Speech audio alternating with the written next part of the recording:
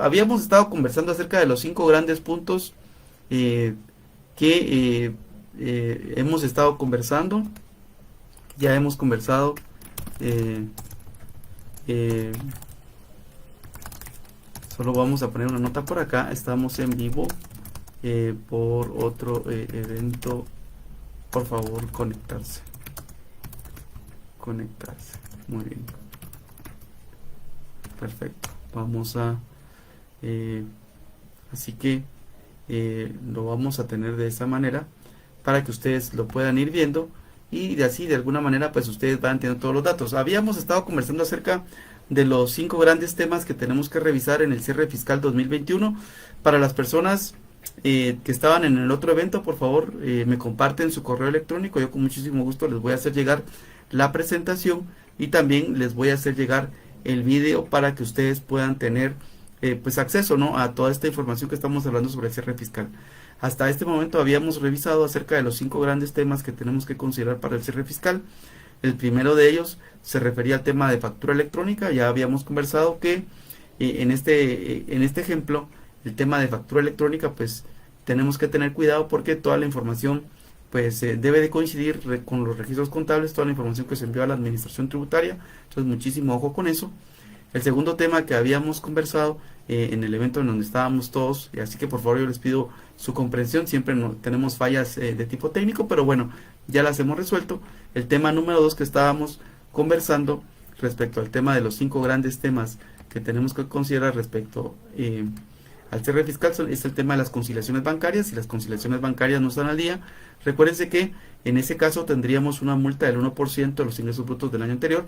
Habíamos conversado cómo en el pasado el no tener las conciliaciones bancarias, pues cuando nosotros como auditores hacíamos ese trabajo, pues lo que hacíamos era incluir eso dentro de una carta a la gerencia, y ahora pues más bien, aparte de tener un llamamiento en la carta a la gerencia, también tendría un problema respecto de que tiene una multa del 1% de los ingresos brutos, equivalente por ejemplo al pago del ISO de un año. Entonces es una multa muy grande.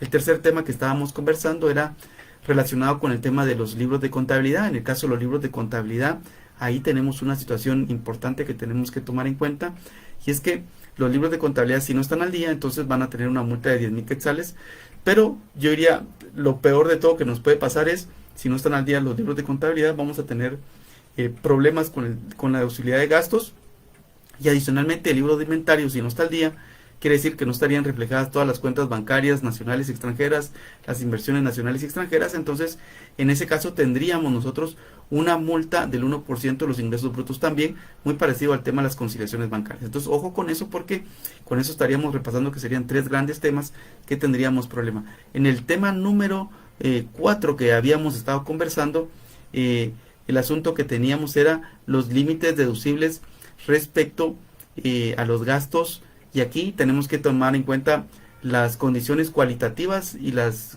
condiciones cuantitativas de los gastos para que sean deducibles. Un ejemplo que poníamos era el tema de las donaciones. Una situación cualitativa es que si las donaciones yo las efectúo al Estado, por ejemplo, o a las entidades que están listadas en la Constitución Política de la República, esas donaciones no tienen límite fiscal. Pero si por el contrario yo hago donaciones a una entidad no lucrativa, esas donaciones van a ser deducibles solo hasta 500,000 quetzales y tienen que cumplir con una serie de requerimientos que establece la norma. Entonces a eso nos referimos con límites cualitativos y cuantitativos en cuanto a los gastos. Y en el punto número 5 que estábamos conversando, cuando pues ahí se nos interrumpió la conversación, estábamos hablando del tema de precios de transferencia. Aquí lo importante que nosotros debemos de tomar en cuenta es, primero, precios de transferencia aplica con operaciones con partes relacionadas en el extranjero. En Guatemala no tenemos límite o hagamos un mínimo para aplicar el tema de precios de transferencia. Siempre lo tenemos que aplicar, aunque sea una transacción de $1,000, de $2,000, de $3,000, no importa. Ahora, la normativa no tiene, digamos, esa discriminación como si ocurre, por ejemplo, en otros países, donde sí se establece que, por ejemplo, por transacciones mayores de $10,000, tiene que aplicarse el principio de arm's length. Entonces ahí, pues uno, digamos, ya va teniendo un mapa más claro. En caso de Guatemala no existe. Entonces, ojo con eso, porque si el tema de precios de transferencia es bien importante que lo observemos, y principalmente porque hemos visto cómo ahora, pues, la administración tributaria se ha ido profesionalizando aún más y ha estado, pues, muy atenta a estar revisando, ¿no?, estos temas de precios de transferencia, y yo creo que pues definitivamente las empresas tienen que estar debidamente documentadas y debidamente preparadas para poder atender esos requerimientos perdón, que haría la administración tributaria. Entonces, en este punto vamos ya analizando los primeros 5 grandes temas. Gracias, David, ya veo que ya estás conectado, muchas gracias, y gracias también ahí por tu paciencia, por conectarte en este segundo bloque que le podríamos llamar respecto al tema del cierre fiscal. Así que muchísimas gracias. Para las personas que están conectadas, por favor, en el chat déjenme su correo electrónico, y yo con mucho gusto les voy a hacer llegar la presentación, que por alguna manera me imagino que hace un tema de tecnología de Facebook, no lo he podido subir por acá, pero yo se los voy a enviar y ustedes van a poder ver el vídeo y van a poder ver la presentación, y entonces van a poder tener ahí como que ese mapa para poder ir entendiendo cuáles son los principales temas que tienen que considerar dentro de este tema del cierre fiscal. Bueno, entonces, haciendo ese pequeño preámbulo, nos habíamos quedado en el tema de las empresas que están operando, en este caso las líneas aéreas, ¿verdad? Este año 2021 es el primer año donde aplican las reformas del decreto 2-2020, donde se establece cómo las líneas aéreas deben de determinar su utilidad para efectos nacionales. Ahí se les está permitiendo a las líneas aéreas descontar todo lo que son los costos y gastos internacionales. Eso es una práctica que se venía haciendo en Guatemala desde hace muchos años, pero eso generó controversia tributaria con el fisco, y se generaron ajustes tributarios millonarios importantes.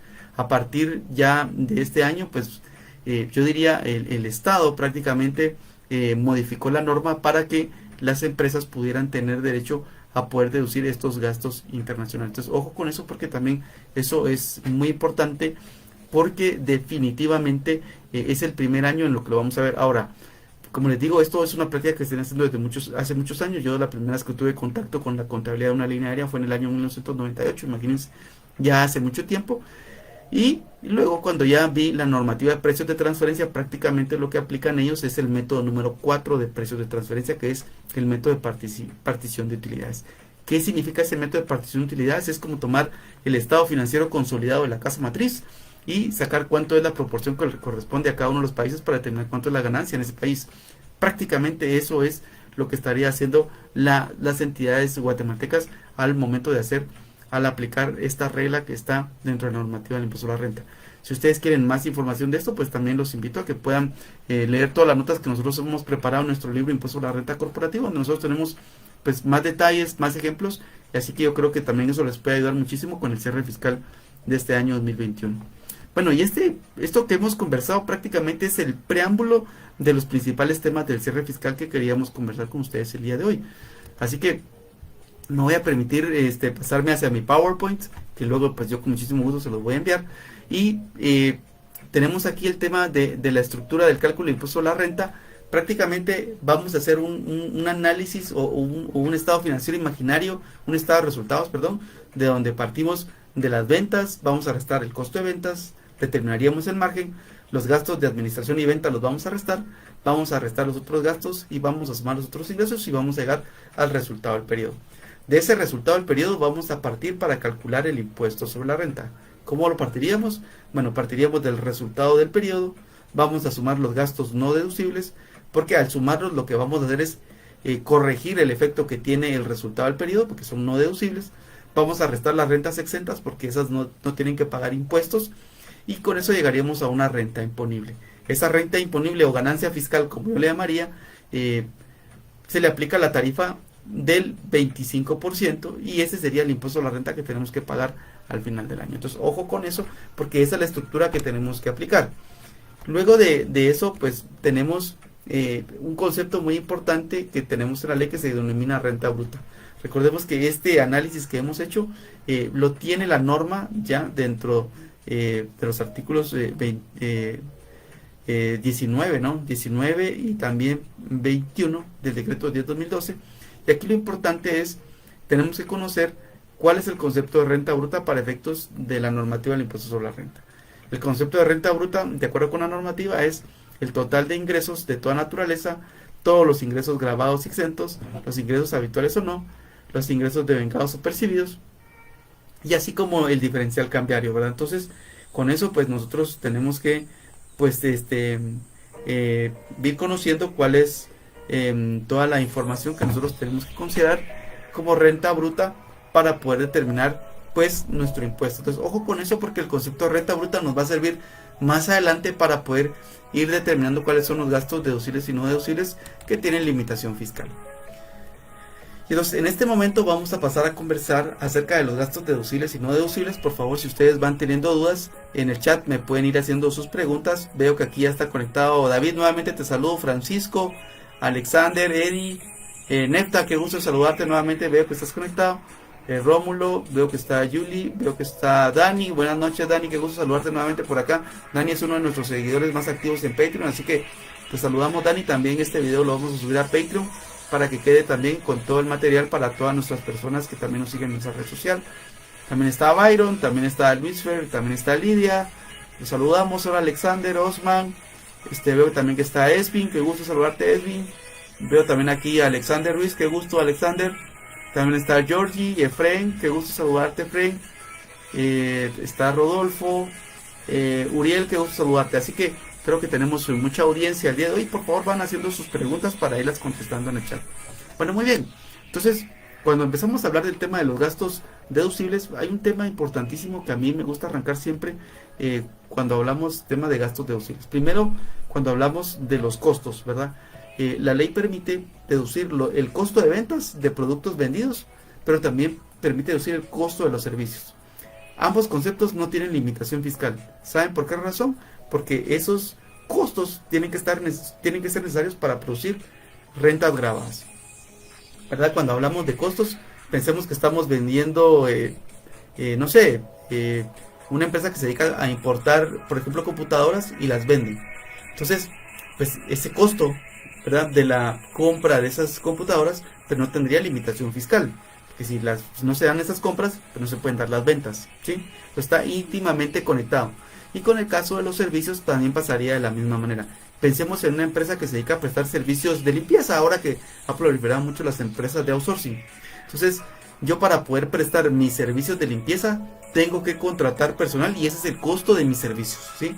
Pero no solo son los salarios, sino que son los salarios, el aguinaldo, el bono 14, seguramente también las prestaciones laborales, seguramente también el seguro social y todos los gastos que estén conectados con la contratación de ese personal que yo pongo en las oficinas de mis clientes. Ojo con eso. Entonces, el costo de los servicios tampoco tiene límite fiscal. Ahora bien, sí tenemos que tener algunos cuidados respecto a cómo debemos de considerar esto. Pero algo que es bien interesante que nosotros tenemos que tomar en cuenta es que hay algunos límites cualitativos o cuantitativos, yo diría más cualitativos en el caso de los costos de los servicios que siempre tenemos que cumplir. Por ejemplo, que los servicios si tienen que tener retención de ISR, que la tengan, ¿verdad? Por ejemplo, si tuvimos que hacer algún proceso para poder prestar esos servicios, como por ejemplo se me ocurre, tuvimos que pagar salarios y teníamos que pagar seguro social, entonces eso lo tenemos que cumplir, ¿verdad? Definitivamente eso lo tenemos que cumplir. Entonces, ahora bien, todos esos gastos nosotros se los facturamos a nuestro cliente, ¿verdad? Entonces, si yo no incurro en esos gastos, seguramente no le voy a prestar servicios a mi cliente. Entonces, por esa razón es bien importante hacer ese análisis o esa reflexión, que cuando hablamos de los costos de los bienes o los costos de los servicios, no tienen limitación fiscal, pero tenemos que tener cuidado siempre y cuando se cumplan todos los límites cualitativos y cuantitativos. Regresemos al tema de las computadoras que se los ponía hace unos segundos. ¿Qué pasa con las computadoras? Por ejemplo, nosotros las importamos y no pagamos derechos arancelarios de importación. Primero que nada estaríamos infringiendo, no estaríamos cayendo en un delito por defraudación aduanera, pero aparte de eso sería no deducible porque no tenemos las pólizas de importación. Entonces, digamos, a pesar de que el monto que yo deduzca no tiene límite fiscal, para que yo lo pueda deducir tengo que cumplir con ciertos requerimientos. Ojo con eso, por favor, porque sí lo tenemos que considerar. Entonces, por favor, para todas las personas que nos están acompañando, pues veo que hay muchas personas que me han enviado su correo electrónico.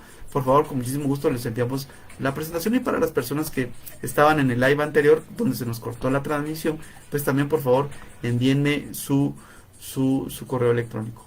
Bueno, entonces ese es el primer tema respecto al tema de los costos de los servicios, y luego el siguiente tema que tenemos se refiere a los sueldos y salarios. Bueno, cuando nos referimos a sueldos y salarios, aquí lo interesante es, todos los sueldos y salarios que yo pago son deducibles, excepto los sueldos y salarios que le voy a pagar a los accionistas o a los miembros de juntas directivas o a los cónyuges de los accionistas.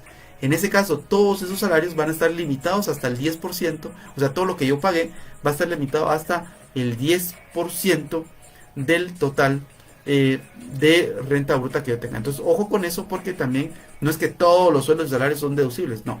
En el caso de los accionistas tienen ese tratamiento. Ahora bien, ¿qué pasa si yo pago bonificaciones? Bueno, las bonificaciones son deducibles, pero aquí lo importante es sostener que sean bonificaciones. Si por alguna razón las bonificaciones no cuentan con toda la documentación de soporte que tienen que tener, entonces podrían en determinado momento encajar bajo el concepto de salarios, y en ese caso serían no deducibles si es que no se pagó el seguro social. Entonces, ojo con eso, porque yo creo que es un tema bastante interesante que tenemos que tomar en cuenta, o bastante controversial, si lo quisiéramos llamar de alguna manera, porque si son sueldos y salarios, tienen que pagar seguro social para ser deducibles. Si yo le pago bonificaciones a mi personal, esas son deducibles, pero tienen que ser bonificaciones como tal.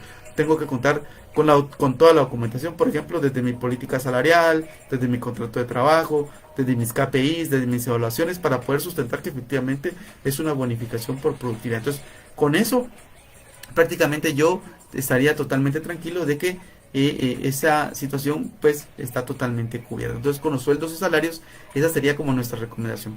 En el caso del aguinaldo y el bono 14, que sería como el tercer ítem que vamos a estar comentando respecto a los gastos deducibles, aquí lo interesante es que solo es deducible hasta el 100% del salario, ¿verdad? Ojo, alguien me decía, mira, pero ¿qué pasa si yo construyo mi salario incluyendo la bonificación e incentivo? Pues es una buena pregunta, ¿verdad? Es una buena pregunta. Para efectos, por ejemplo, de la OIT, todo lo que se paga es salario, dependientemente si se llama bonificación o sueldo.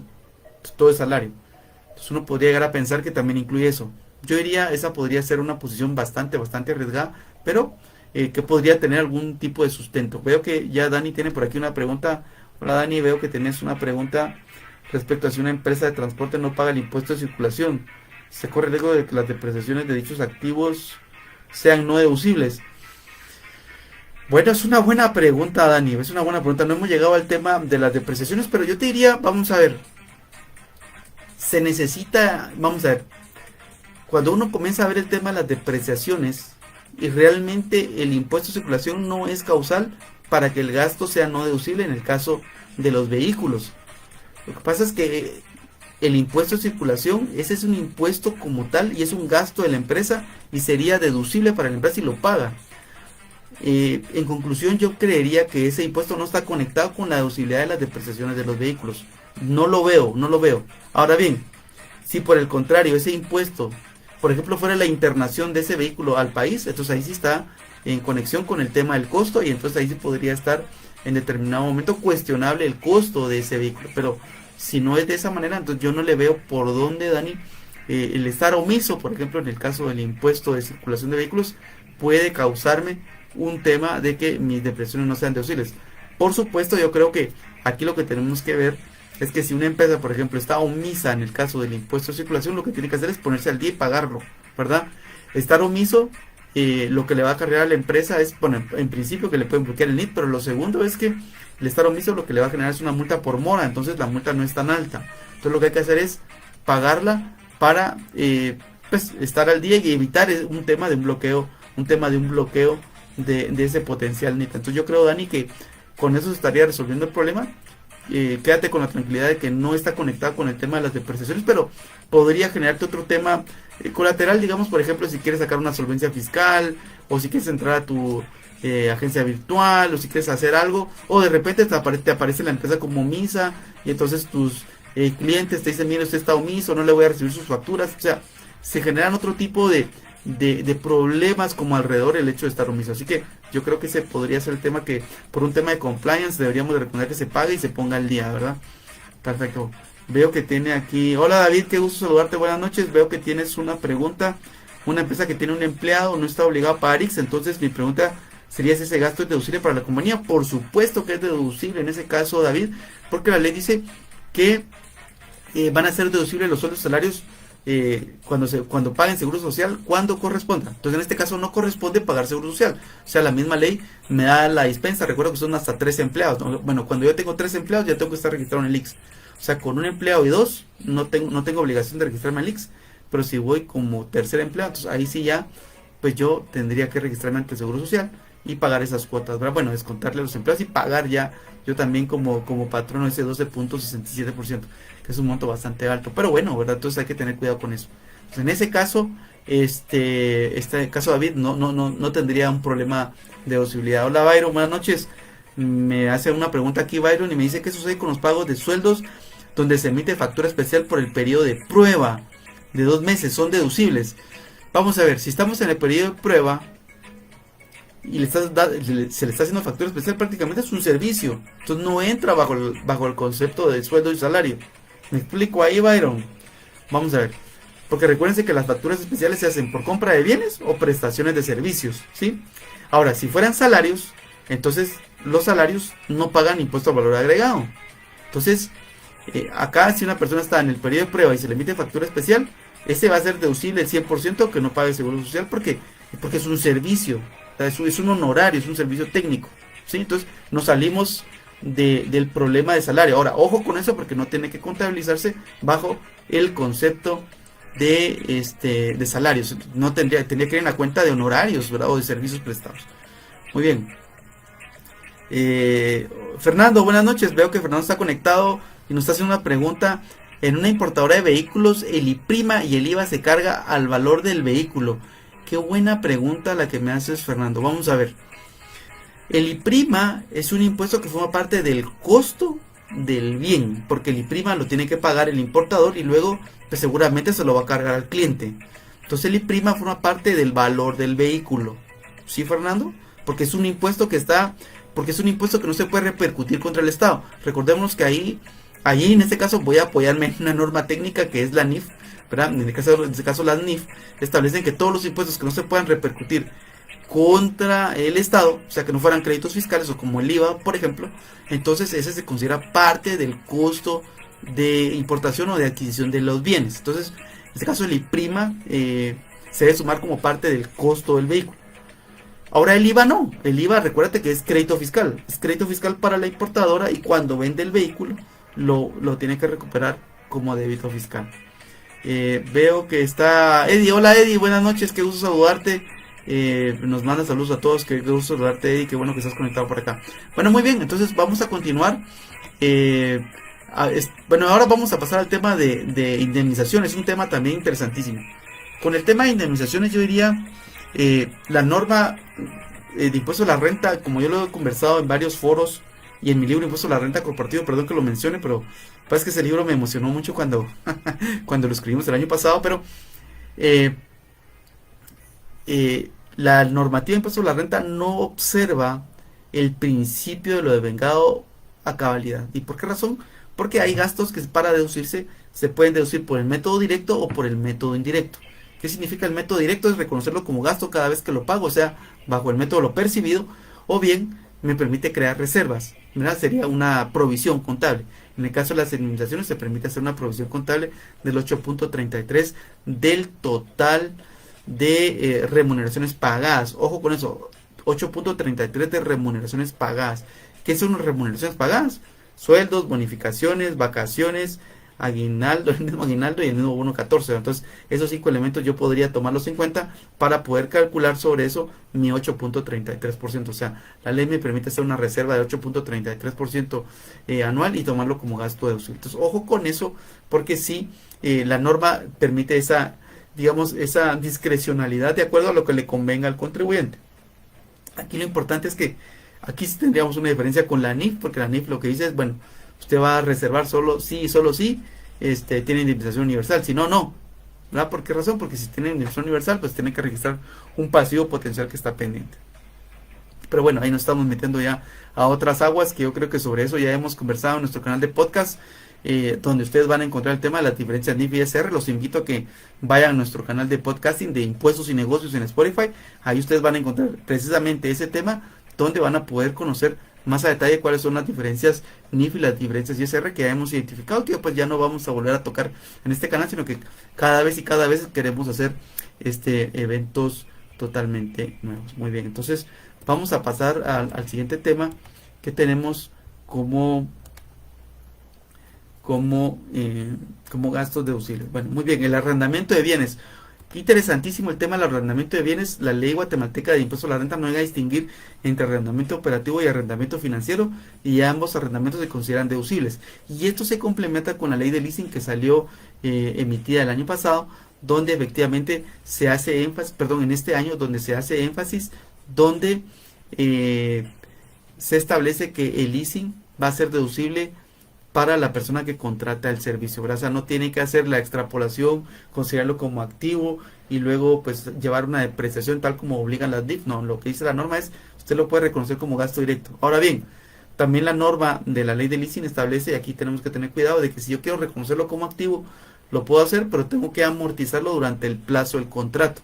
¿Para qué? Para que no tome más allá del valor del gasto que yo estoy pagando mensualmente. Entonces es prácticamente lo mismo. Entonces ojo con eso, porque en el caso del leasing financiero podríamos tomar cualquiera de las dos medidas, ¿verdad? Entonces yo creo que es bastante interesante. Aquí tengo una pregunta de Pedro. Pedro, buenas noches, qué gusto saludarte. Veo que me dice, si una empresa provisiona las indemnizaciones al 972, la parte excedente del 833 es deducible. Mira, aquí yo diría lo interesante en este caso, Pedro, es que la norma dice que uno puede provisionar el 8.33 sobre el total de remuneraciones.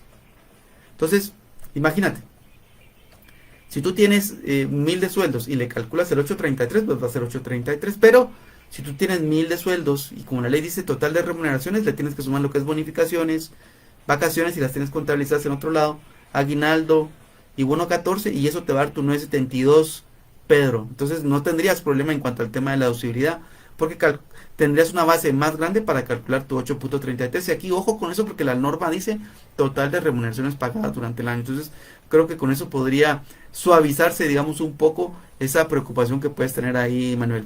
Veo que está Alex. Hola Alex, qué gusto saludarte.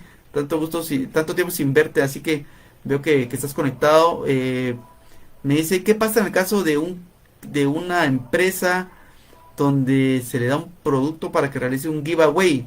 ¿Cómo puedo reconocer eso? Vamos a ver.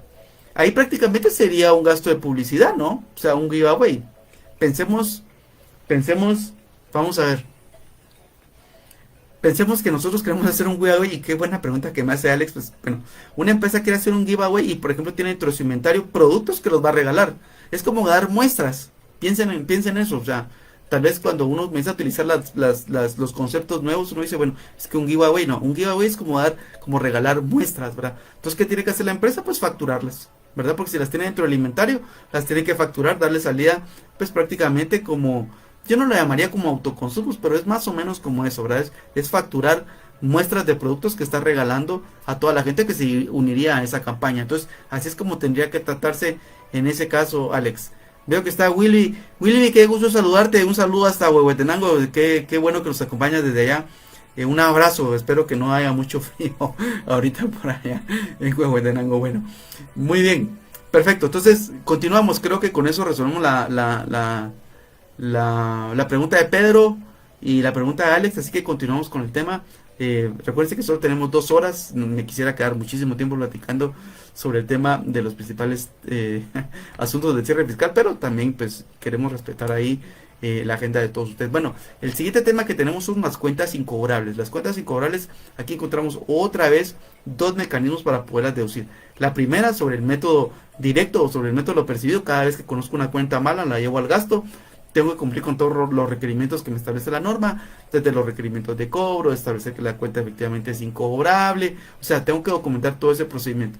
Y el otro proceso que yo puedo hacer es efectivamente crear una reserva hasta el 3% de las cuentas incobrables. Pero ojo que este 3% no es como el del 8.33 de los sueldos. Aquí es la reserva al final del periodo no debe de exceder del 3% del total de cuentas por cobrar comerciales. Aquí no podemos incluir ni créditos fiscales, ni cuentas por cobrar empleados, ni otras cuentas por cobrar, sino que todo lo que sea facturación es lo que vamos a incluir. Ahora bien, algunas personas me han preguntado, mira, ¿y qué pasa si yo tengo operaciones con empresas relacionadas? Bueno, si emitiste factura, sí la puedes considerar, pero si no emitiste factura, no lo puedes considerar. Entonces, ojo con eso. Entonces, lo que tengo que tener cuidado es que tengo que determinar cuál es la cuenta por cobrar al final del periodo, aplicar el porcentaje del 3% y eso compararlo contra el valor de la reserva. Si eso excede o no excede, entonces yo registraría un gasto adicional, y si excede, pues tendría que hacer una reversión de la reserva, o bien declarar eso como no deducible. Yo diría, para mi gusto personal, hay que ajustar la reserva para dejarla al 3% y que no exceda, porque si nosotros reportamos eso como no deducible, el siguiente año, cuando hagamos otra vez la remedición de esa reserva, tenemos que hacer un proceso donde tenemos que extrapolar lo que reportamos como no deducible en años anteriores. Gracias a Dios, hoy diría yo, a nivel del reglamento, eso se aclara. En el decreto 2692 hasta el año 2012 no existía esa claridad de que uno podía extrapolar todo lo que uno había declarado como no deducible del valor de la reserva. Entonces, ojo con eso, porque sí, en ese sentido tenemos una situación que tenemos que tener mucho cuidado. Muy bien, luego nos vamos al tema de las donaciones, que sería, digamos, otro de los temas que a mí me gusta conversar respecto al tema del cierre fiscal. Y aquí, ojo, tenemos dos tipos de donaciones: las que tienen límite fiscal y las que no tienen límite fiscal. Bueno, y las que serían no deducibles. Bueno, la primera sería, la primera donación, si yo hago la primera donación al Estado, por ejemplo, esta no tiene límite fiscal. Si yo hago donaciones, por ejemplo, a entidades que están listadas dentro de la Constitución, esas no tienen límite fiscal. ¿Cuáles son? Pues son las universidades y los centros de cultura y los establecimientos educativos. Esos no tienen límite fiscal. O sea, en esos tres grupos yo puedo donar todo lo que yo quiera, que va a ser deducible. ¿Por qué razón? Porque prácticamente yo estaría contribuyendo a la educación del país o a cubrir necesidades del Estado, como es el tema del COVID, ¿verdad? Entonces, en este momento, pues no tendría ningún problema. El otro tema que tenemos con respecto a las donaciones que sí tienen limitación fiscal es el tema que se refiere a todas las donaciones, por ejemplo, a iglesias, partidos políticos. También tengo donaciones a entidades no lucrativas. Todas esas donaciones que yo haga, límite 500,000 quetzales, ya sean en bienes o en dinero, no aplica. Pero aparte de eso, esas donaciones tienen que cumplir con que tenga la solvencia fiscal de la entidad a la cual le hice la donación, tiene que tener el recibo. Entonces, ojo con eso, porque no solo está el límite cuantitativo, sino el límite cualitativo. Entonces, ojo con eso. Ahora, si yo le doy una donación a cualquier entidad que no tiene nada que ver con esto, es no deducible. O sea, ahí ya no podemos hacer mucho. Así que eso sería el tema que tenemos en este momento respecto al tema de las donaciones. Y luego tenemos los viáticos. Yo quisiera conversar acerca del tema de viáticos. Respecto al tema de viáticos, aquí lo interesante que debemos de tomar en cuenta es, bueno, ¿qué pasa con los viáticos? Estos van a ser deducibles únicamente hasta el 3% del total de la renta bruta. Ya el concepto de renta bruta lo hablamos al principio. Renta bruta no es más que el total de ingresos que está registrado en el estado de resultados. No solo las ventas, sino que también los otros ingresos y las rentas exentas. Ahí están. Es el gran bolsón, si lo quisiéramos llamar de alguna manera. Pero bien, en el caso de los viáticos van a ser deducibles hasta el 3% del total de la renta bruta, pero para poderlos deducir también tenemos que cumplir con todos los requerimientos que establece la ley. Por ejemplo, si alguien que viajó al extranjero, tiene que estar la invitación, tiene que estar las entradas y salidas del país, tienen que estar todos los documentos que acreditan que fue a recibir algún curso. O sea, tiene que haber toda esa documentación para comprobar que esos gastos son deducibles, ¿verdad? Luego tenemos el concepto de regalías. Las regalías van a ser deducibles en Guatemala hasta el 5% de la renta bruta. Para aprobarse el derecho de regalías, tenemos que cumplir con presentar el contrato, haber hecho las retenciones, que las marcas estén registradas en el país o el uso de sus intangibles. Yo iría también a observar el tema de precios de transferencia. Muy importante ese asunto, porque es un asunto que está siendo revisado constantemente por la Administración Tributaria en todos sus procesos de fiscalización. Muy bien, y así vamos llegando ya casi a los últimos tres temas que quiero tocar sobre los gastos deducibles. Tenemos el tema de los servicios del exterior. Aquí también el monto máximo que podemos deducir es el 5% de la renta bruta, pero recuérdense que esto aplica a los servicios cuando son prestados desde el exterior por no residentes. Pueden haber también servicios que prestó un no residente, pero que se llevaron a cabo en Guatemala. Entonces, si esos servicios se llevaron a cabo en Guatemala, por supuesto que tienen que pagar IVA, y esa sería la forma de diferenciar cuando un servicio por un no residente es prestado en Guatemala o es prestado desde el exterior. Cuando los servicios son prestados desde el exterior, entonces tienen esa limitación del 5%. Y luego tenemos el tema de los gastos de organización, que estos se pueden amortizar en un plazo no menor de, o mínimo, si lo quisiéramos llamar de alguna manera, de 5 años, y las pérdidas cambiarias, que yo diría que es un tema interesantísimo, donde también se pueden deducir. En el caso de las pérdidas cambiarias, también tenemos el tema que se pueden deducir, pero tenemos que tener muchísimo cuidado, porque también ahí podemos tomar o el método directo o el método indirecto. Por eso les digo que la normativa sobre la renta no observa el principio de devengado a cabalidad, sino que tenemos muchas partidas contables donde se va aplicando principio de lo percibido, principio de lo devengado, principio de lo percibido, principio de lo devengado. En el caso de las pérdidas cambiarias, podemos utilizar el método de lo percibido, que es cuando yo compro las divisas y las liquido, o bien puedo utilizar el método indirecto, que es el método de ir revalorizando esas cuentas por cobrar y por pagar, y para eso tengo que utilizar el tipo de cambio del Banco de Guatemala. Tengo una pregunta aquí de Efren. Efren, buenas noches, qué gusto de saludarte. Veo que tenés aquí una pregunta donde me dice que una empresa compra víveres, por ejemplo, para ayuda social, pero lo reparte directamente a las personas. Esto sería no deducible. Bueno, es una buena pregunta, vamos a ver. Lo que pasa es que en ese caso, Efren, no habría ningún comprobante para demostrar cuál fue el destino que se dieron de esos víveres. Y ahí creo que podría haber algún tema respecto a cómo documentar, digamos, esa salida de los víveres y cómo documentar que efectivamente esos víveres fueron entregados a personas para soportar ese gasto. Mi sugerencia sería en ese caso, Efren, hay muchas ONGs que se dedican a esto, por supuesto que bajo una supervisión de la empresa se puede hacer, en coordinación con ellos, pues que ellos hagan junto con la empresa hacer la entrega de los víveres y que la ONG reciba en calidad de donación esos víveres para entrega a las personas, y ahí prácticamente la empresa tendría documentado su gasto. Pero de otra manera veo que sí podría estar en un escenario donde como no existe esa documentación de cómo yo entregué esos víveres a las personas, entonces habría un problema de posibilidad de freno. Así que yo creo que habría una complicación ahí seria para la comunidad si quisiera documentar eso.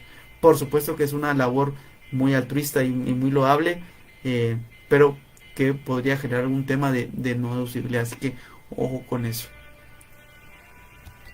Bueno, muy bien, ya con esta música de fondo creo que estamos llegando a una buena hora, día viernes, por acá, así que por favor también todas sus recomendaciones son bienvenidas. Hablemos ahora de los gastos no deducibles. Bueno, muy bien, cuando hablamos de los gastos no deducibles, yo quisiera hablar de un concepto interesantísimo que está en el artículo 23, que se refiere al tema de los gastos no deducibles sobre rentas exentas. Este es un concepto que nació hace ya muchos años en la legislación guatemalteca, nació a nivel del reglamento, inclusive con la anterior normativa de impuesto a la renta, y luego fue mutando y se fue incluyendo dentro de la normativa de impuesto a la renta, pero después, ya en el decreto de 2012 quedó, yo diría, como de la mejor manera. ¿Qué significa esto? Lo que significa es que cuando una empresa tiene ingresos que son exentos o ingresos que ya pagaron un impuesto definitivo, lo que la norma pide es que nosotros le asignemos sus costos y gastos, porque definitivamente esos ingresos tienen que tener costos, ¿verdad? Si no, imagínense ustedes, si no le asignamos costos aquí, y los costos se irían totalmente a las rentas grabadas. Entonces eso es lo que está buscando la norma frenar. Entonces lo que la norma dice: mire, señor contribuyente, si usted tiene rentas exentas o no afectas, usted tiene que asignarle costos y gastos y tiene que contabilizarlos. Si no lo hace de esa manera, yo le voy a poner una penalidad. Así, en pocas palabras, es lo que dice la norma. Si usted no hace eso, entonces yo le voy a poner una penalidad donde voy a sacar un coeficiente de cuánto pesan sus ingresos exentos o no grabados sobre el total de ingresos, y ese porcentaje lo voy a aplicar sobre el total de costos y gastos, y le voy a tener un gasto no deducible más alto. Ojo con eso, porque hay que tener muchísimo cuidado, porque ese puede ser un ajuste, yo diría tal vez muy complejo, que podría plantear la administración tributaria, y que hoy día lo tiene la administración tributaria como un arma, que yo diría ahí que puede utilizar en cualquier momento. Entonces, ojo con eso, porque esto sí puede ser un tema bastante interesante, que puede afectar a una empresa que tenga ingresos exentos y que no esté reportando sus costos y gastos. Veo que aquí también tengo una nota de María Francisca. María Francisca, qué gusto saludarte, ya tenía rato de no verte por acá. Dice: buenas noches, las comisiones que se les pagan a los intermediarios en el exterior por conseguir el cliente producto exportado. Ah, bueno, sí, por supuesto, esos gastos son deducibles, ¿verdad? Si yo soy un productor nacional y tengo una empresa en el exterior que me consigue clientes y yo le pago una comisión, por supuesto que son deducibles. Ojo con ahí, porque tenemos que aplicarle a esa comisión la retención del 15% del impuesto a la renta que establece el artículo 104. Ahí, María Francisca, ojo con eso. Y también tenemos que considerar que esa comisión podría estar sujeta al límite de los servicios prestados desde el exterior, ¿verdad? Por ejemplo, si yo estoy pagando una comisión del 10%, y solo me dedico a exportaciones, podría yo tener un tema ahí de que solo sea deducible el 50% porque es el 5% máximo deducible. Pero con eso quiero dar respuesta a tu pregunta, María Francesca, qué gusto saludarte. Veo que Genoveva Girón, buenas noches, qué gusto saludarte. Veo que hay una pregunta acá.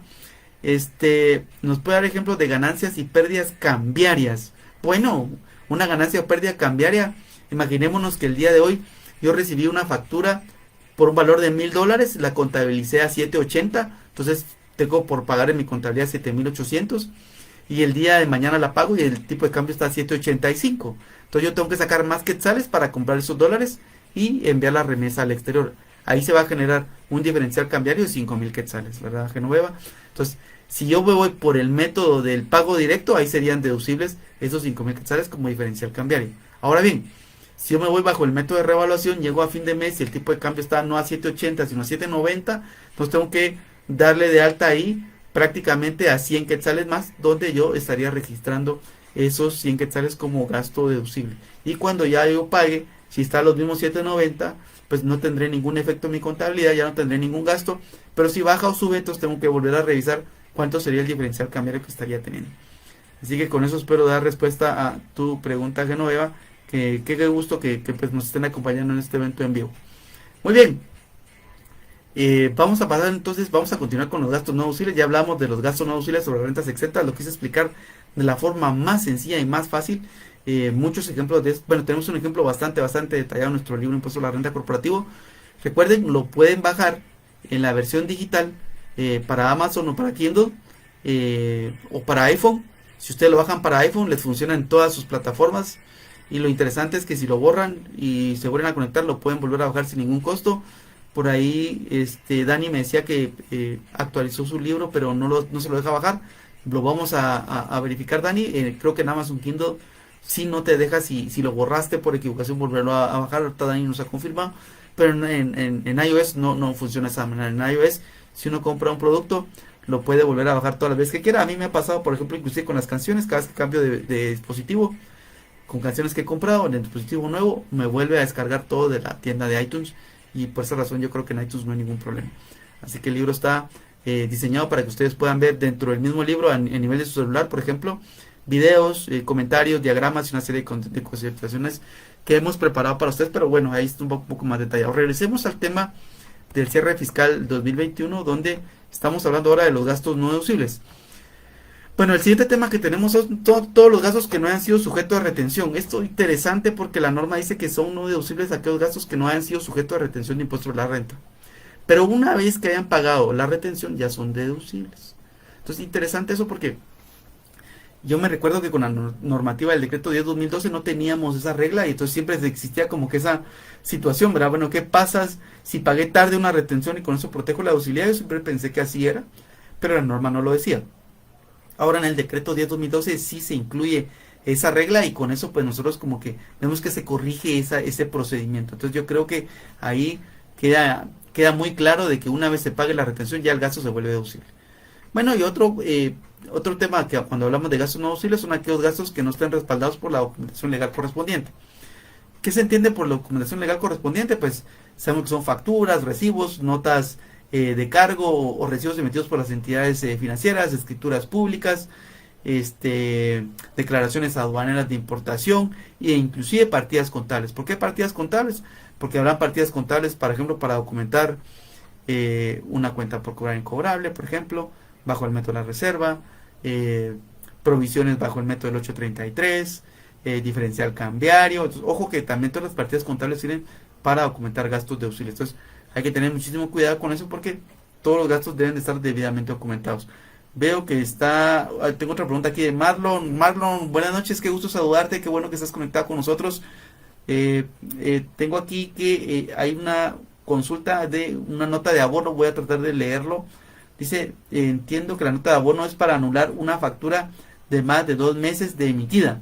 En el caso del IVA, este gasto es no deducible. Qué buena pregunta que me haces. Qué buena pregunta.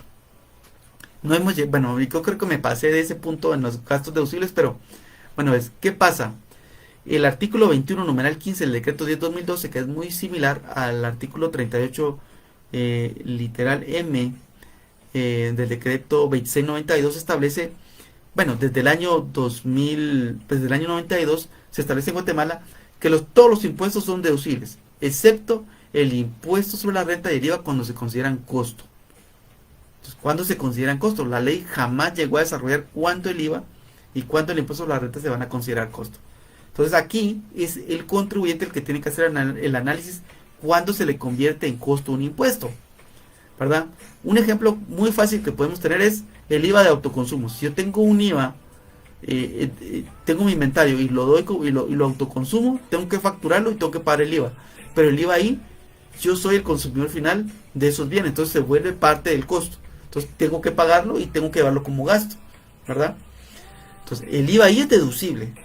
Entonces en este caso que me estás planteando aquí, Marlo, para mí desde el punto de vista de análisis de que si ese IVA se vuelve costo, por supuesto, se vuelve costo porque la empresa ya no lo puede recuperar como crédito fiscal. Ese es mi análisis eminentemente técnico. Entonces yo pienso de que sí se podría llegar a considerar como gasto deducible.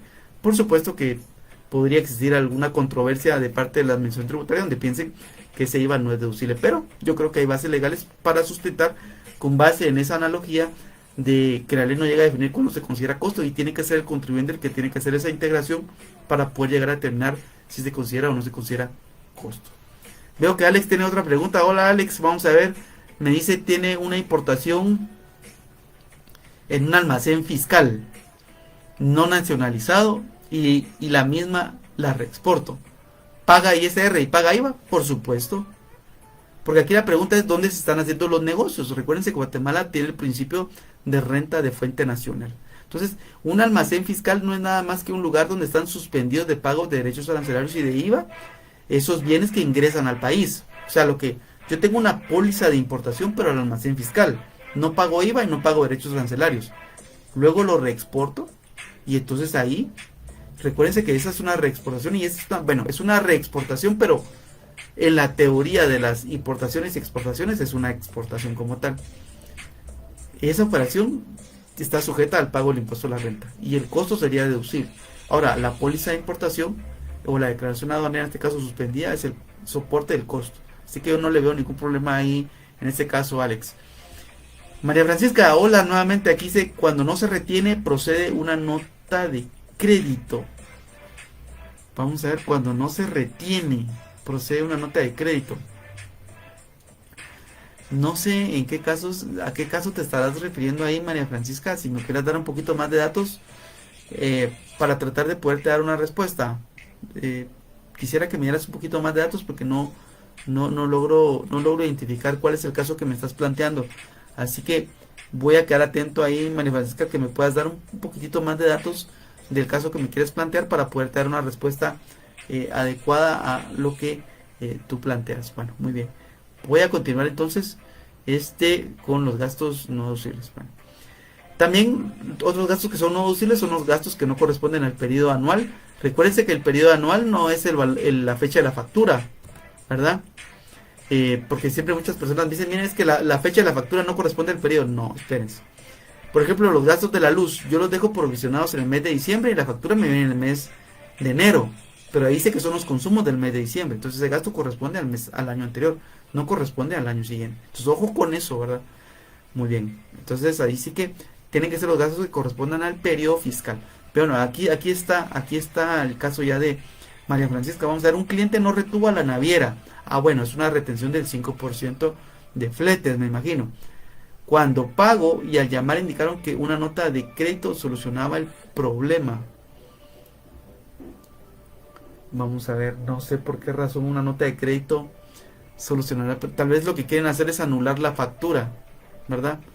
Seguramente, tal vez María Francisca, ahí lo que se están refiriendo a es, por ejemplo, te emitieron una factura y tú no le hiciste retención de impuesto a la renta. Y entonces yo le digo, mira, te tengo que hacer una retención después. No, ¿sabes qué? Te voy a mandar una nota de crédito. Y entonces sobre la nueva factura, hazme la retención de impuesto a la renta. Me imagino que a eso ha de ser el tema de que se solucione el problema. Ahora bien, recuérdense por favor que las navieras, ellas se les puede hacer retención, o bien cuando tienen un agente o un representante de Guatemala, es el representante que les tiene que hacer todas las retenciones. Entonces ahí en esos casos lo que hay que ver es si tiene un representante, es pedirle que nos mande una notita indicando de que él se va a hacer cargo de esa retención. Veo que Uriel está conectado. Hola Uriel, veo que se anuló la factura. Sí, por supuesto, si se anula la factura ya no hay que hacer retención de impuesto a la renta, pero eso no quiere decir que el gasto no se pagó. Si el gasto, si se emitió un cheque para pagar ese flete, tenemos que recibir la factura y hacer la retención si es que es directamente. Entonces, ojo con eso porque sí, no se soluciona tan fácil el problema. Bueno, entonces voy a continuar, por favor. Bueno, ahora vamos a pasar al tema de las líneas aéreas. ¿Cómo funcionan las líneas aéreas? Ya lo platicamos. Bueno, ¿qué sucede? Lo que establece la norma ahora para las empresas de líneas aéreas para que puedan deducir los costos y gastos internacionales es la fórmula siguiente. Y aquí yo quiero hacer una reflexión para contar primero la historia de por qué pasa eso. Imaginemos una línea aérea en Guatemala que aquí emite los boletos y aquí en Guatemala incurre en ciertos gastos, pero en Guatemala no están todos los gastos de la depreciación del avión, gastos que se tienen que incurrir en algunos casos del aeropuerto sí se pagan aquí en Guatemala, pues se pagan ante Aeronáutica Civil, pero hay una serie de gastos que no se incurren en Guatemala. Empecemos solo con la depreciación del avión, hablemos de los sueldos del personal que atiende el avión, todo lo que es el mantenimiento del avión. O sea, hay una serie de gastos que no están en Guatemala. Entonces, esa cantidad de gastos se deducían antes bajo un método donde yo lo vi en su oportunidad. Lo que se hacía era, se sacaba la cantidad de millas que había vendido Guatemala y la cantidad de millas que había volado la línea aérea a nivel global.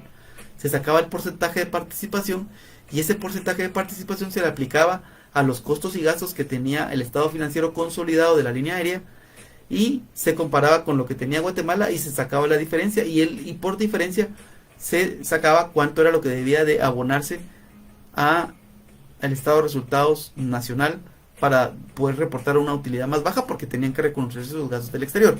Eso por muchos años generó controversia en Guatemala, pero ahora la normativa permite que se haga. Ahora, ¿cómo se debe de hacer de acuerdo con el decreto 2/2020? Pues bueno, lo que debe hacerse es, primero, se debe sacar no el valor de las millas, sino que el valor de las ventas. ¿Cuánto vendió la línea aérea a nivel global? Se saca el porcentaje de participación de la venta nacional y sobre esas ventas nacionales se aplica sobre los costos y gastos, pero sobre los costos y gastos primero se restan los que ya se incurrieron en el país, digamos que fueran 1000 y en Guatemala se incurrieron en 10, nos quedarán 990 y sobre esos 990 se aplica el factor. Ese factor nos dará los gastos internacionales que se pueden acumular al estado de resultados de Guatemala.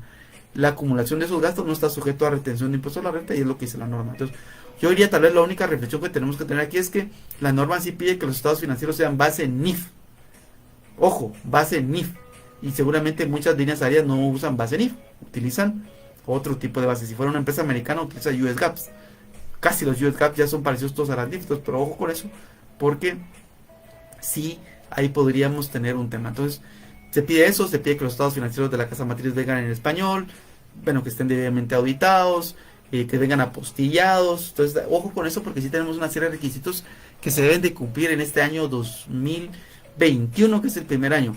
Yo ya había hecho la reflexión que bajo el método de participación de utilidades, que es el método número 4 de presión de transferencia, eso ya se podía hacer prácticamente desde el año 2013, ¿verdad? Pero bueno, ¿verdad? Ahora creo que ya tenemos una norma más clara de que sí se puede hacer. Bueno, entonces aquí María Francisca me dice que tiene otro comentario, dice que lo que indicaron es que la nota de crédito solucionaba la situación y no hay que hacer retención. Bueno, entonces, bueno, es un tema que si quieres, María Francisca, me escribes por Patreon o me escribes directamente, yo con mucho gusto veo tu consulta, nos hablamos para tratar de ver cómo resolvemos ahí tu duda. Bueno, muy bien, con eso prácticamente lo que estaríamos es evacuando el tema de líneas aéreas. Luego vamos a pasar al tema de los acreditamientos. Cuando hablamos de acreditamientos, aquí lo importante es, yo puedo acreditar como crédito fiscal, valga la redundancia, los pagos trimestrales que hice durante el año y también puedo acreditar el ISO que yo tenga disponible, pero que corresponda al año anterior, el saldo no acreditado. Ojo con eso. Si yo, luego de acreditar mis pagos trimestrales, tengo un pago en exceso de impuesto a la renta, ese solo lo puedo recuperar bajo el procedimiento de restitución establecido en el Código Tributario. Ya no es permitido que yo pueda, en alguna medida, recuperar ese pago en exceso, como ocurría en el decreto 2692, donde en forma automática yo solo pedía en el formulario podía pedir o devolución en efectivo o podía pedir acreditamiento. Entonces todo el mundo aplicaba el acreditamiento y se lo iba consumiendo hasta agotarse.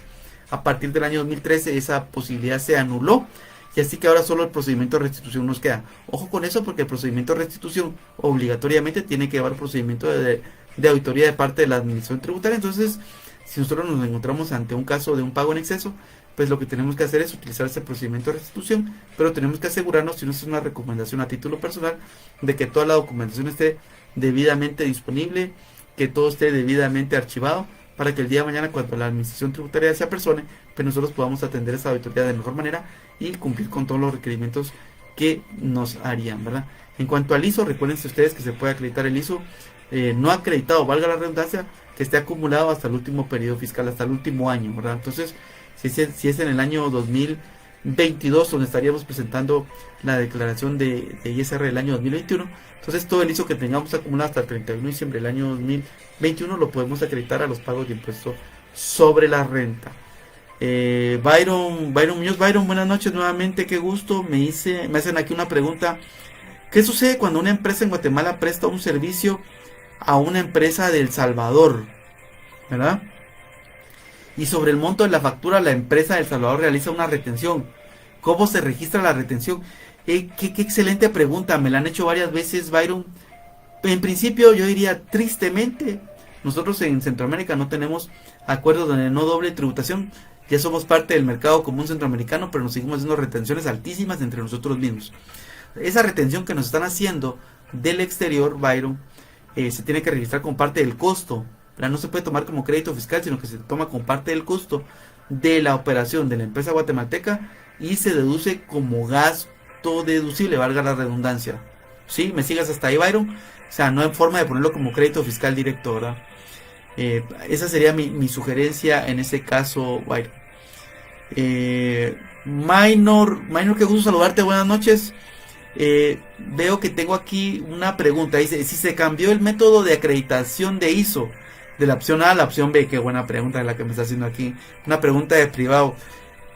Solo les voy a... No quiero alardear, pero les quiero contar que la primera ley que yo analicé fue la ley, en mis inicios, la primera ley fue la ley del YEMA, donde nació este método B de la ley del ISO que estamos viendo ahorita. Fue en el año... Bueno, yo entré a la firma en el año 98 y esa ley salió en diciembre más o menos. Entonces, esa es la primera ley que yo analicé, que fue en el año 99. Entonces, ojo que esta como que la voy a saber, Minor. Bueno, pues entonces, tu pregunta es, si se cambió el método de acreditación de ISO de la opción A a la opción B. Recordemos que la opción A es pago ISO y lo acredito al ISR los siguientes 3 años. Pero ahora me estoy cambiando al método B. ¿Cuál es el método B de la ley del ISO? Pago ISR en el mismo trimestre y se lo acredito al ISO del mismo trimestre, ¿verdad?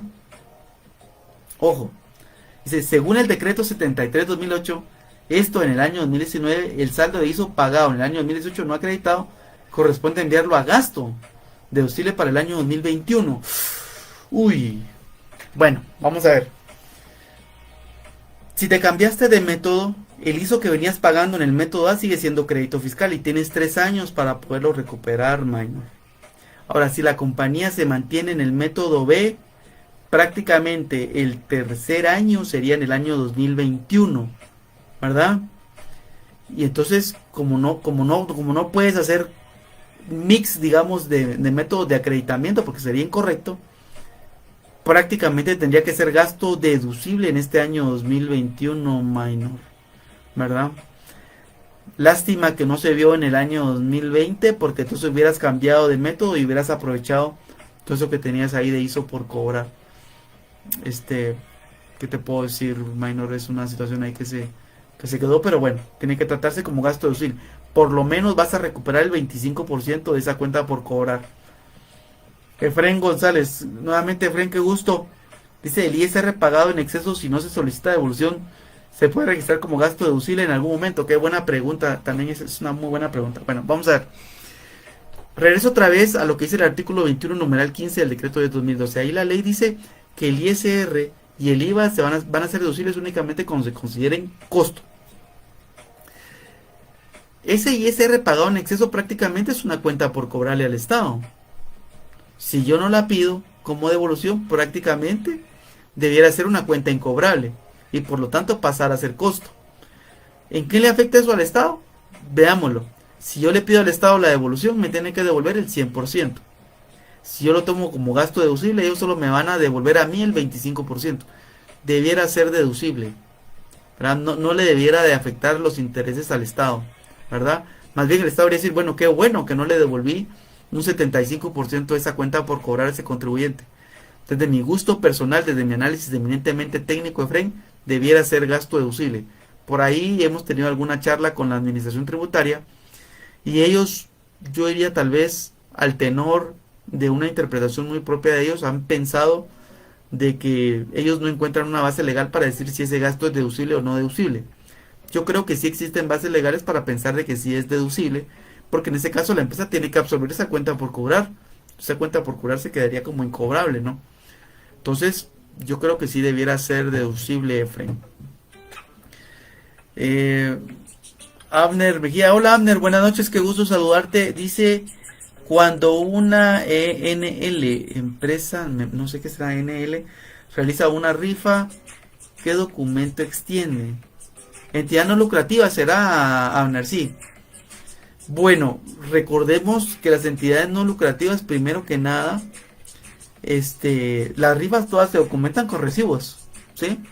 O sea, lo que emiten hoy día, digamos, bueno, lo que pasa es que primero para hacer una rifa hay que pedir permiso a gobernación, eso es en principio, Abner, ¿verdad?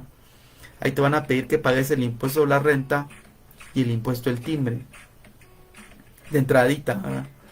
Ahora, el tema ahí es, si pusiéramos el ejemplo de prosiegos y sordos, ¿verdad? Que es una de las entidades que mayores cantidades de rifas hacen.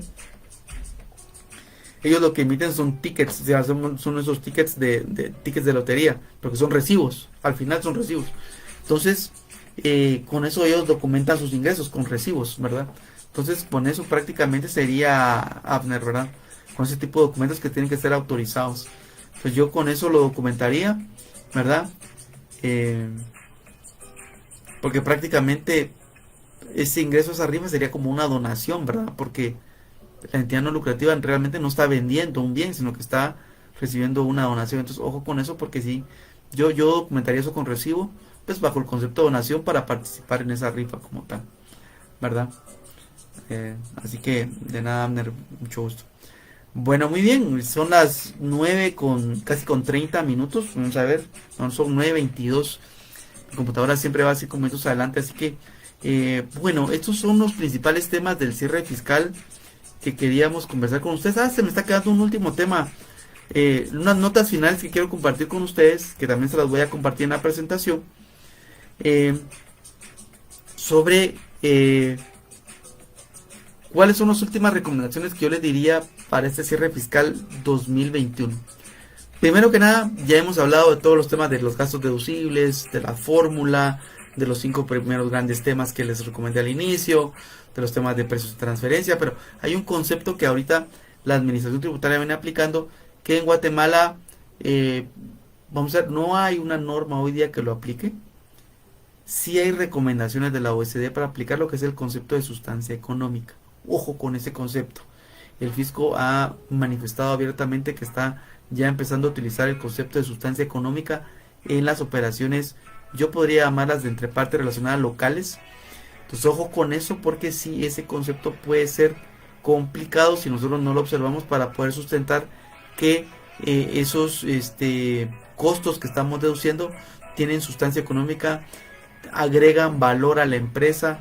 Tenemos que demostrar eficientemente cómo esos servicios se materializan en favor de una empresa. Entonces ojo con ese concepto de sustancia económica, porque si la administración tributaria, como les digo, lo está aplicando. Es una recomendación de la OECD, hay una recomendación ahí del CIAT sobre el tema de la aplicación de ese concepto. No tenemos una base legal guatemalteca. Sí podría haber algo de sustancia económica en el tema, pero de precios de transferencia, pero sabemos que precios de transferencia aplica sobre a partes relacionadas no residentes. Pero aquí tal vez lo interesante es que ustedes tengan cuidado de que efectivamente todas esas transacciones que estén entre partes relacionadas locales cumplan con este principio de sustancia económica, ¿verdad? Para no tener alguna complicación de cara con la administración tributaria y cumplir adecuadamente con el pago de los impuestos. Dos recomendaciones más, dos notas finales que tenemos es, primero que nada, Los estados financieros auditados aplican para las empresas que están en el régimen del 25%, que es el régimen de las utilidades. Y solo aplican si son contribuyentes especiales o agentes de retención de IVA. Primero, pues, o sea, la primera condición es, tengo que estar en el régimen del 25%. Si yo estoy en ese régimen y soy agente de retención de IVA, me aplica estado financiero auditado. Si soy contribuyente especial, me aplica estado financiero auditado. Pero si estoy en el régimen opcional simplificado y soy agente de retención de IVA o soy contribuyente especial, ahí no me aplica. Entonces, ojo con eso porque sí, hay que tomarlo muy en cuenta. He visto algunas notitas por ahí de algunos colegas que difieren un poco de este criterio. Yo la verdad, es un criterio que no es de ahorita, pues es un tema que viene ya desde el año 2013, o sea, no es un tema nuevo, tiene más de 8 años y es tal cual se ha venido aplicando. Y el último tema que les quiero dar una recomendación es con los estados financieros auditados, pero es respecto al costo de producción. El costo de producción normalmente no se incluye dentro de los estados financieros auditados, pero la ley, la normativa de impuesto a la renta sí lo pide. Ojo con eso. Entonces pídanle por favor a su auditor que si ustedes tienen un estado de costo de producción, si es una empresa con costo productivo, que incluya el estado de costo de producción en los estados financieros auditados, porque es un requisito de la norma. Ojo con eso, por favor, que no se les va a olvidar. Así que esas son como mis notas finales que quería compartir con ustedes el día de hoy respecto de todo el tema de... Daily, qué gusto saludarte, Daily, qué pena, estabas en el otro evento, por favor me mandas tu email, te vamos a compartir la presentación que hemos estado hablando, por favor, con todo gusto. Vi que estabas en el otro evento y yo tuve un problema con la cámara, así que estamos acá, por favor, espero tu correo para poderte enviar el material. Aquí tiene una pregunta de Daily, la vamos a leer. Dice: respecto a la pregunta que le realizaron del ISR, del cual no se solicita devolución, su sugerencia es que se reconozca un gasto deducible. Y esto me genera duda, ¿cómo documento el proceso de cobro para que el proceso de deducibilidad? Sí, va, si el Estado no me pagó después de 2 años, ¿verdad? Sería una... No, yo creo que, vamos a ver, yo no llevaría la deducibilidad de ese gasto como una cuenta incobrable. Yo realmente estaba haciendo una analogía, ¿sí? Yo lo llevaría con base al artículo 21 numeral 15, donde dice que el ISR se considera costo. Ahora, la palabra costo no tenemos que tomarla literalmente ahí en la norma, sino que costo debe ser es cuando quien lo tiene que pagar sea el obligado. Y en este caso, yo tengo esa cuenta por cobrar y prácticamente la estoy absorbiendo como tal. Así que yo la llevaría con base en ese artículo, no lo llevaría como cuenta incobrable Daily, sino que lo llevaría por ese lado, con base en el artículo con el numeral 15. Como les digo, puede ser sujeto de controversia de parte de la administración tributaria, por esto que les digo que he conversado ya con ellos. Quiero tener una segunda conversación, digamos, amigable, para hacerles ver los casos, cómo nosotros interpretamos de que sí debiera ser deducible desde el punto de vista eminentemente técnico, ¿verdad? Estamos hablando de una interpretación eminentemente técnica, pero que puede diferir, ¿no? También recordemos que en alguna medida pues la administración tributaria pues ha ido evolucionando muchísimo en el tema de sus criterios institucionales, y yo creo que ahí podemos en alguna medida tener mayores datos para poder aterrizar en que efectivamente ese gasto es deducible. Como les digo, yo pienso que si el gasto sí es deducible, pienso también que hay bases legales para sustentarlo. La administración tributaria ha dicho de que ellos piensan de que no hay una base legal tal cual para poderlo considerar como gasto deducible. Así que yo creo que todavía tienen como esa pregunta, ¿no? De cómo podrían ellos llegar a concluir que el gasto es deducible. Yo por eso les hacía la acotación respecto al tema de qué pasaba, por ejemplo, con el IVA a los autoconsumos, que ahí hay muchas resoluciones ya a nivel de la Corte respecto a este tema. Veo que tenemos aquí otra pregunta, que espero con eso haber dado tu respuesta, Daily. María Francisca, aquí hay otra pregunta de María Francisca, siempre muy activa. María Francisca, otra de nuestros seguidores de Patreon. Dice: los exportadores del 52A. Dice que buenas preguntas me hace siempre María Francisca. Dice: de la ley del impuesto de valor agregado, deben de tener estados financieros auditados. Bueno, yo diría que si es un exportador del 52A, yo pienso que sí, porque debería ser una empresa grande, ¿no? Bueno, si está en el régimen del 25% y es contribuyente especial, y esa gente o esa agente de retención de IVA tiene que tener estados financieros auditados para propósitos tributarios. Recuerde que todas las sociedades anónimas deberían de tener estados financieros auditados, ¿verdad? Como regla general, pero para presentar al fisco únicamente cuando se cumple con esas categorías. Así que habría que revisar ahí, María Francisca, cómo está la situación de ese exportador, ¿verdad? Si él es contribuyente especial, si está en el régimen del 25%, pues le aplica estado financiero auditado. O está en el régimen del 25% de esa agente de retención de IVA, entonces le aplica. Si es exportador, seguramente así ha de ser agente retenedor de IVA, ¿verdad? Entonces por ahí creo que lo van a ir amarrando. Ahora, si está en el régimen opcional simplificado, y como ya hablamos, no le debería aplicar estado financiero auditado para efectos tributarios. Veo que Fren aquí, bueno, muchas gracias Fren ahí dándonos sus comentarios. Esvin, veo que muchas gracias también. Bueno, la verdad que qué gusto haber tenido este evento por Facebook Live el día de hoy. Quiero agradecer muchísimo a todas las personas que nos acompañaron desde el inicio, a las personas que se registraron en el evento. Por favor, envíenme un correo electrónico a las personas que se registraron al primer evento. Envíenme un correo electrónico directamente a mi correo edi.perez@gt.gt.com. Las personas que se registraron en el evento de paga, les vamos a regalar un libro físico. Yo se los voy a hacer llegar a sus oficinas. Por favor, mándenme copia del ticket de cobro que les hizo Facebook, y yo con muchísimo gusto les voy a enviar una copia del libro Impuestos sobre la Renta Corporativa en la versión física, o bien si ustedes lo quisieran en la versión digital, también se los puedo mandar en la versión digital, ¿verdad? Así que para las personas que se registraron en el evento de Facebook, por favor, ustedes ya saben quiénes son, no los tengo que listar. Envíenme un correo electrónico con su ticket del pago de Facebook, y con muchísimo gusto yo les haré llegar. Ustedes me dicen qué quieren, si una versión digital del libro ISR, del ISR corporativo, o bien una versión física, ¿verdad? María Francisca me dice, Lick, hay actualización del libro. Bueno, el libro en realidad ahorita está actualizado para el año 2021. No, vamos, lo que le hice fue algunas modificaciones en la versión digital respecto a algunos ejemplos, ¿sí? Respecto a algunos ejemplos, ¿verdad? En la versión impresa ya está corregido eso. Entonces tiene como algunas actualizaciones, ¿verdad? Entonces, me dice Daily si quiere que... Sí, voy a compartir por acá, Daily, mi correo electrónico, ¿verdad? Para las personas que se conectaron al evento de paga, que tuvimos ese problemita. Entonces voy a poner acá, para las personas que nos acompañaron en el evento de paga, por favor, enviarme un correo a edi.perez@gt.gt.com 2 veces, y con gusto les daremos un libro de impuestos sobre la renta corporativo,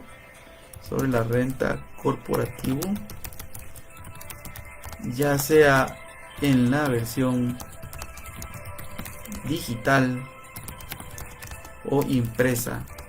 Por favor, indicarlo y adjuntar su ticket de pago en Facebook. Así que con eso vamos a tratar de remediar el inconveniente que tuvimos en Facebook. Fernanda, buenas noches, qué gusto saludarte. Tanto tiempo sin escuchar de ti. Si te podemos repetir mi correo electrónico, sí, es edi.perez, @gt.gt.com. Ese es mi correo electrónico.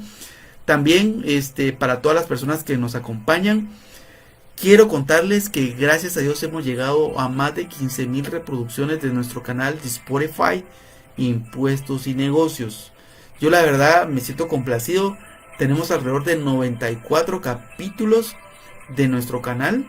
Yo los invito a que ustedes puedan descargar Spotify, o puedan desde nuestra fanpage de Facebook escuchar todos nuestros capítulos. Ahí ustedes van a encontrar muchas cápsulas de temas de impuestos a la renta totalmente gratis. Ustedes van a poder crecer en el tema del conocimiento de impuestos a la renta, ¿verdad? Y también, por favor, con todo gusto, Ustedes pueden hacernos sus sugerencias de qué temas quisieran ustedes que nosotros pudiéramos abordar en nuestro canal Impuestos y Negocios. Recuerden que tenemos muchos recursos para ustedes. Tenemos en principio nuestro libro digital, tenemos nuestro canal de Patreon donde tenemos eventos para los seguidores exclusivos. ¿Qué es Patreon? Patreon es como un Facebook, simplemente que ahí hay contenido de paga y contenido gratuito. Entonces ustedes pueden ahí entrar y ver todo el contenido que tenemos por una mensualidad. La verdad que no es ni representativa, lo hemos hecho solo con el único objetivo de poder ayudar a todos los profesionales para que se puedan tecnificar y puedan dar y que puedan tener más elementos de cómo desarrollarse. Y otro recurso que tenemos es nuestro canal nuestro canal Impuestos y Negocios en Spotify, donde ustedes pueden escuchar muchísimos temas totalmente gratis. Lo pueden escuchar en el automóvil, cuando están bañando, cuando están desayunando. Una amiga un día me dijo, mira, yo hice maratón de todos tus podcasts y hasta Spotify me mandó pues un diploma ahí de que hice maratón. Y la verdad que yo, bueno, muchas gracias, ¿verdad? Ni sabía, yo ni me entero. Yo lo que veo al final es la cantidad de reproducciones y pues la verdad que yo muy complacido y muy honrado de que ustedes pues nos den esa audiencia, y la verdad que estamos muy agradecidos porque sabemos que todos necesitamos crecer en el tema de impuestos, en el tema de contabilidad.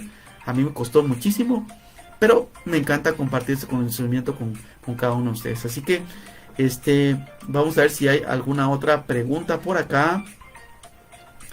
Vamos a ver alguna otra pregunta. Veo que Alexander se conectó desde Shela, ¿no? Así es, Alexander. Qué gusto que estés conectado de allá. Espero que no haya mucho frío por allá.